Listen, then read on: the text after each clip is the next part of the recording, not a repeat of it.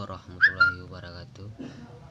Perkenalkan, nama saya Janitul Hamid dari BP 2111051002, Prodi D4 Perancangan Jalan Jembatan. Baiklah, saya akan menjelaskan makalah tentang tujuan penciptaan manusia menurut Al-Quran. Keberadaan manusia di muka bumi ini bukanlah untuk main-main, senda gurau, hidup tanpa arah atau tidak tahu dari mana datangnya dan mau kemana tujuannya.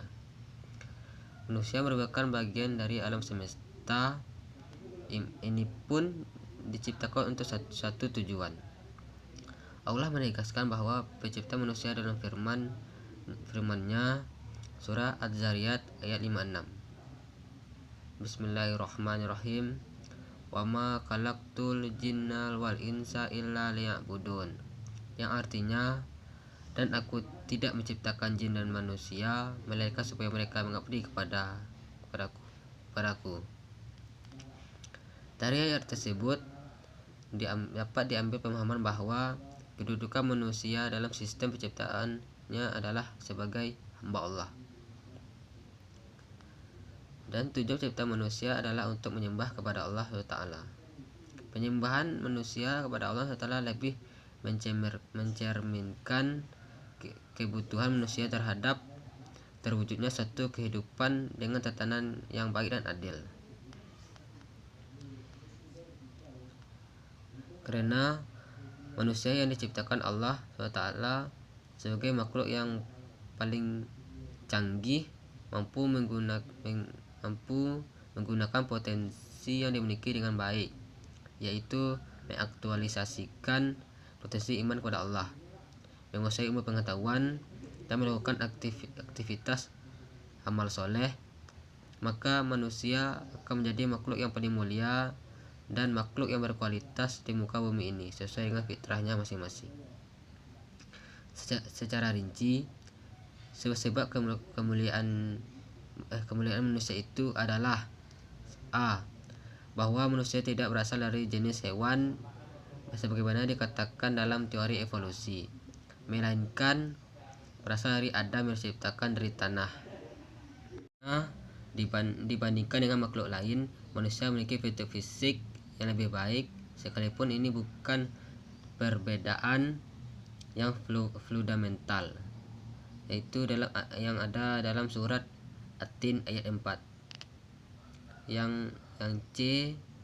Manusia mempunyai jiwa dan rohani yang di dalamnya terdapat rasio, emosi, dan konasi. Dengan akal manusia berpikir dan berilmu, dan dengan ilmu manusia menjadi maju. Bahkan manusia menjadi lebih mulia daripada jin malaikat, sehingga mereka diminta oleh Allah Ta'ala untuk sujud menghormati kepada manusia, yakni Adam, yang ada dalam surat Al-Baqarah ayat 31-34. Yang D. Untuk mencapai kemuliaan martabat manusia tersebut, manusia perlu berusaha sepanjang hidupnya melawan hawa nafsunya sendiri yang mendorong pada kejahatan. Hal ini berbeda dengan binatang yang hanya menuruti insting nafsunya karena tidak punya akal, dan malaikat yang selalu berbuat baik secara otomatis karena tidak memiliki hawa nafsu. Yang E. Manusia diangkat oleh Allah SWT sebagai khalifah di muka bumi dengan tugas menjadi penguasa yang mengelola dan memakmurkan bumi beserta isinya dengan sebaik-baiknya, yang ada dalam surah Al-Baqarah ayat 30. Yang F.